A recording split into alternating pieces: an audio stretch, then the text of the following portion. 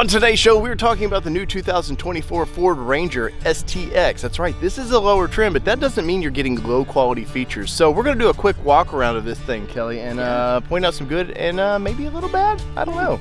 Let's do this right now.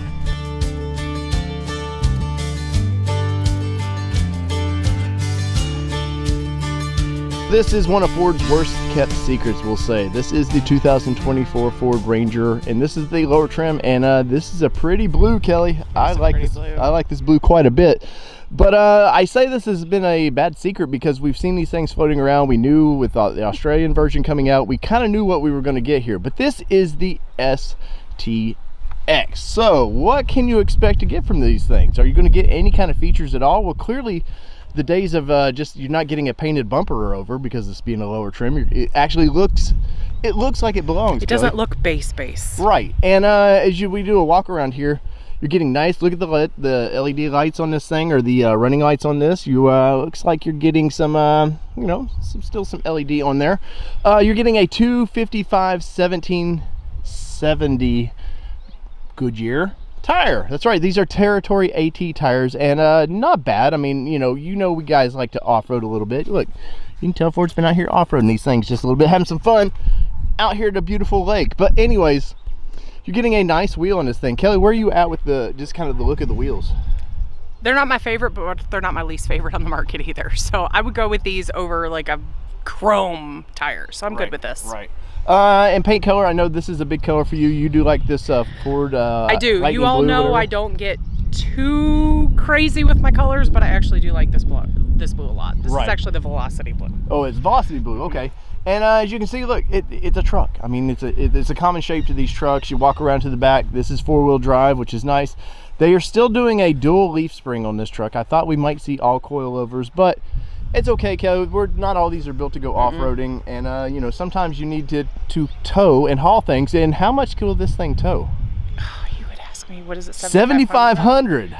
We just had a thing on this. We just had a schooling on it. We did, and 1,800 pounds of cargo. So that's pretty nice. As you can see here, they have a nice little setup if you want to go camping. No spray and bed liner in this. That's one of the things you're not going to get with a kind of entry-level truck.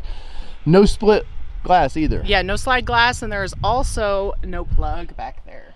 But you're getting kind of a base vehicle, so that's kind of to be expected. You're saving a lot of money by losing a few options, and these might not necessarily be options you needed anyways, because if you're maybe you're going to put a camper top on this thing, or some of those guys like to put carpet down anyways. Maybe they like to choose their bed liner. They do. Maybe you want to choose it to where it's blue to match the vehicle. That would be really cool. Something they do on the F-150s that I don't think you ever caught was the whole contractor deal here where you can put your clamps. Yeah, and they have actually brought it out to the Ranger as well, which when they told us about this, I was like, well, that's pretty smart. Apparently I missed that on the F-150 as we've seen. But as you can see here, if you need to measure things, you can actually do some little bit of measurements. You got clamps hole over here as well. So, you can put a clamp in there, hold your 2x4 down while you're cutting, whatever you need to. Maybe you somehow want to shove a fishing pole in there. Put this back up straight up, put a fishing pole and be lazy and cast. But overall, the new styling of this thing is pretty nice. Now, being a lower trim, you're not going to get all the side steps and stuff like that, but I feel like you're getting a nice, capable vehicle. Look, no more gas cap. They're losing the gas cap, which I actually like quite a bit. I think that this is truly like a modifiable vehicle from that perspective. So you're looking at what you want to do to personalize this vehicle. So that's how I look at this as a base model. Right. So we are talking about the STX model, and on this, of course, we've talked about it, it's really the base model. You've got cloth seats in it. I do actually like that there's some personality to it in a cloth seat. Like, how often do we see that in a cloth seat? We don't very often. So I'm impressed from that perspective that they took those extra attentions to detail as we go along. Now, one thing you will find is you will find manual seats in this because, again, we're talking base. We're not talking all the bells and whistles and all the upgrades. That's right. So you see this manual adjustments here, which is not a big deal, especially if in this price point of a vehicle, but you're still getting some nice features in this truck. You hop in this thing, it still feels like a little truck a little bit, I think, right, Kelly? It does, and I'll be honest, even though it's manual adjustment on the seats, I do appreciate that I can adjust the height on it because As we've talked about, I'm a little taller on the upper part than Dave is, so I like to be able to adjust that seat just a little bit, and this is comfortable to me. Right, but you're getting a nice digital screen on this. We have magic appropriate. We have the keys, but it is an old school key, so you do actually have to open that thing up and use it, and there is a slot for that key. Now we won't start this thing. We will just turn it on so we can see that screen. And as you can see, it is built Ford tough, and you're getting a digital screen in this thing, which is pretty nice. Now, I like the layout of the gas. That's pretty nice. You're getting, you know, all the little touch features. Radio kicks on. So with this one, you actually get an 8-inch cluster, but this is also 10.1 inches long. Your actual screen is so. Yeah, so you're getting a big screen in a base style vehicle, which is in this day and age, that's pretty cool, man. You know, you got your HVAC stuff over here if you want to mess with that. You got actual physical knobs, which is we all know Dave loves his knobs. I like to play with knobs, and you got to look volume. We can turn the radio on. You can turn that AC off. You got your fan speed over here, which is nice. You got some towing. Looks like some towing features there. So you know, you can do that. You can add a trailer and do all that stuff. So you do have the capability of adding 10 trailers in the Sync 4 in this one. So you can actually personalize the settings that you have with it. But as you can see here, you're going to get your time and your temperature there, which is nice. You still, like, even, I can't say it enough, the center stack gives you a lot of cool little features there. Now, as far as steering wheel, what do we got here, Kelly? I mean, you've got a standard steering wheel. I do like that even in the base model, we've got our cruise control on the steering wheel. You've actually got all of your buttons and modes and all that fun stuff. You do actually have your phone hang up capability on the steering wheel as well, which on a base model on a lot of things these days, you're not getting a lot of those bells and whistles. So you're actually getting, you know, look, you got actual knobs for your window wipers and all that. And I bet money, Kelly, that there is a knob for the headlights, right? There is a knob for the headlights, and it is actually the very same one that you get in the Bronco. That's right.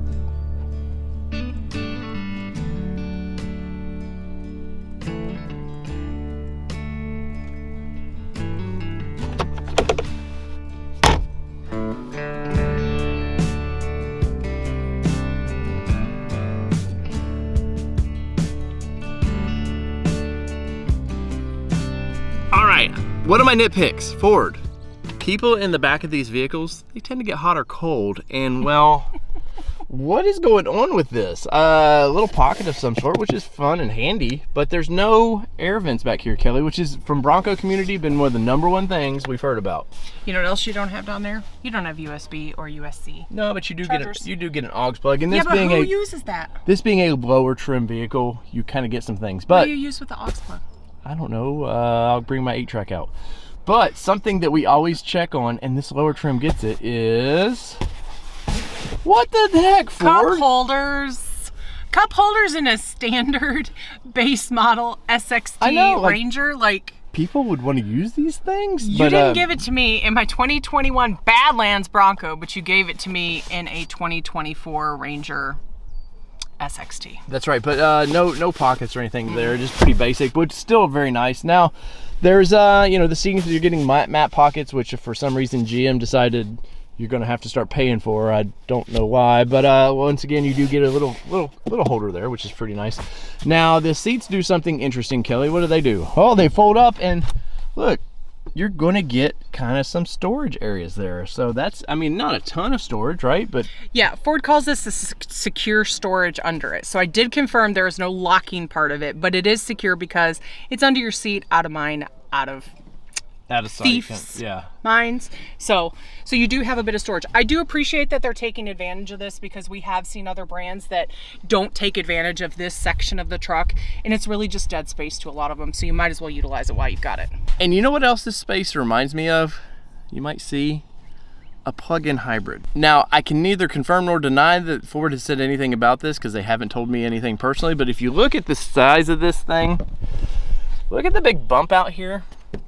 That would be perfect for a battery pack. And well, there's a little hole. I don't know if we can see in there, but it's just hollow.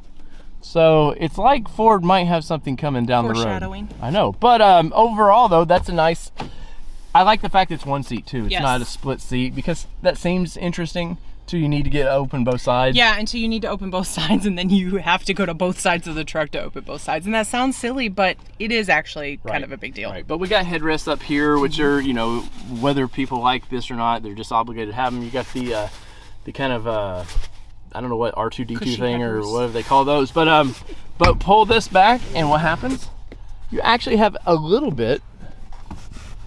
Now the seat's up there. There we go. The seat's up there a little bit, but you have actually just a little bit more cargo space back here.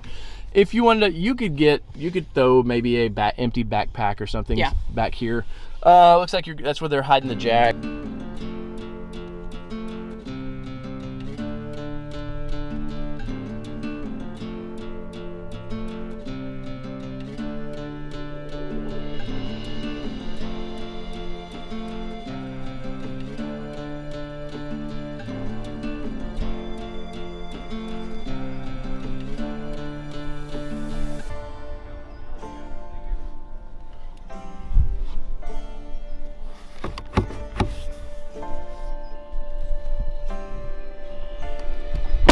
All right, you know we can't do a review without me looking at the engine bay, so let's do it. One thing I'm feeling, this is the first time opening this up, no shock can help, is there? No. There's no strut help. This is a old school, you're gonna have to put up the old latch to that. But it's still not people fuss about that, but it's not a big deal to me. Now, as you can see, we're gonna have a couple engine options here, but this looks to be the 2.3, and this is a freshie, man, just built. This thing is looks pretty good. It looks pretty easy to check the oil. Now, you know, I'm 5'8", I'm stretching there to do that, but I think from Kelly's position, you probably can reach that just fine, right?